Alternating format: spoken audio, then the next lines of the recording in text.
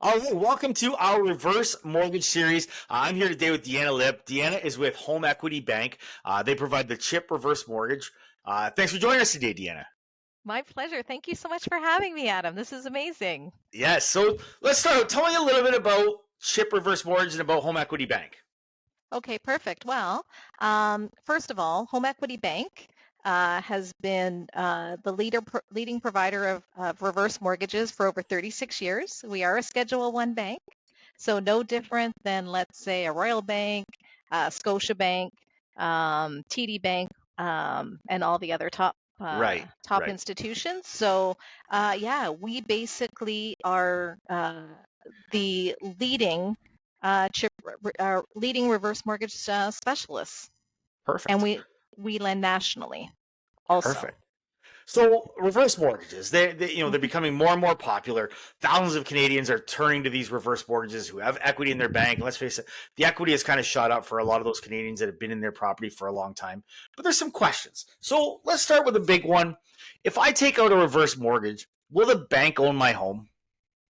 Absolutely not. One of the biggest myths that we encounter is that we as the bank actually goes on title to property, and that's not the case. Again, it's a mortgage no different than Scotiabank, TD Bank, Bank of Montreal. So no, we will not own your home.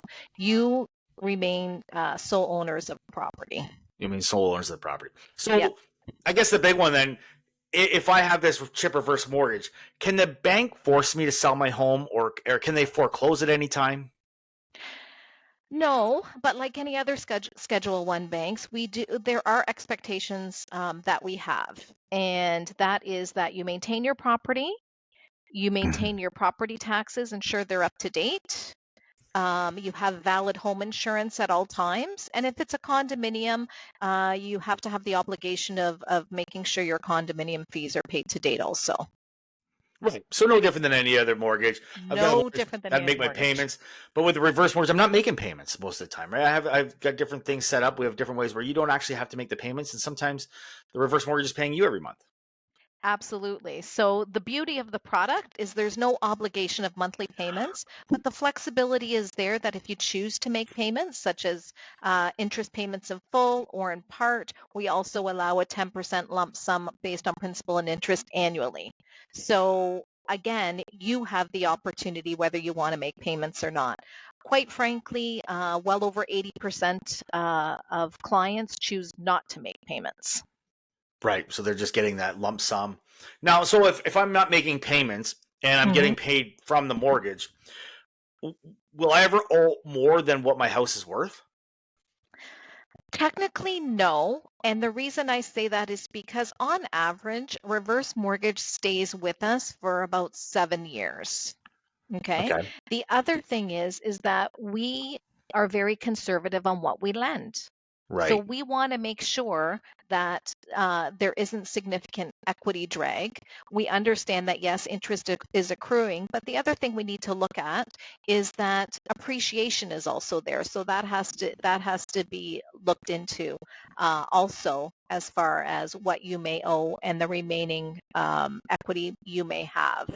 Um, if it does happen, so let's say you take out a reverse mortgage at 57 years old, you live till you're 105 in that same home and you haven't made a payment and if you've enjoyed your life, conceivably, yes, you may owe more, but upon death, we never charge a penalty.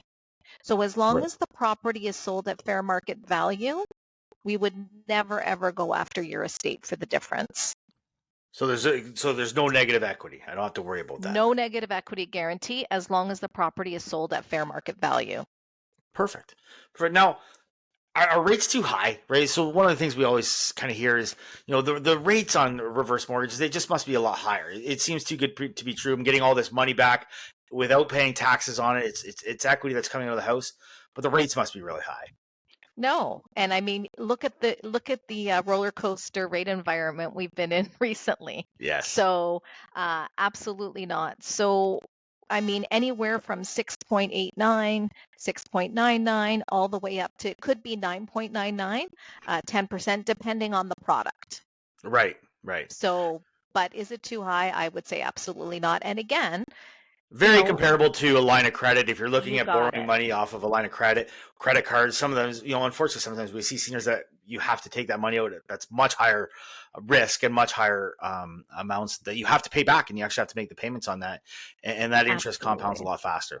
Absolutely. So you're looking at credit cards, 19, 22%, and you have to make a minimum payment, which Right, if you're already on a restricted cash flow, it's it's a huge burden to bear from a cash right, flow perspective.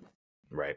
So then it's not a last resort then. So you wouldn't figure that No. if I want to reverse mortgage, I'm not looking at a last resort option here.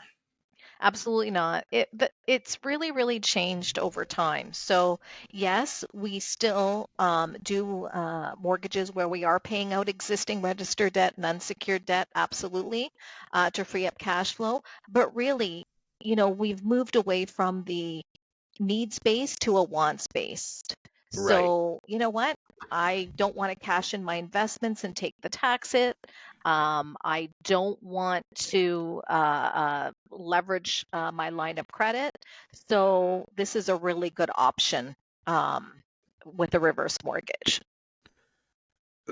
So if I have an existing mortgage already, and maybe I've got a small mortgage against my house, and Mhm. I've got some of that existing debt, can I use the can I have an existing mortgage and a reverse mortgage? No. So, like any other bank, we have to be in first position. Okay. So, let's use an example of one of your clients, Adam, Hmm. qualifies for 200,000. Yeah. They have a $100,000 mortgage. We will pay out that $100,000 mortgage. So now they get the benefit of not having to make a mortgage payment. And then they Right. would have an extra $100,000 to use if they so choose. But they don't have to because you only pay interest on what you use. But we can pay out that We existing have to. mortgage. Perfect. Yes. Any Perfect. secured debt we would have to pay out.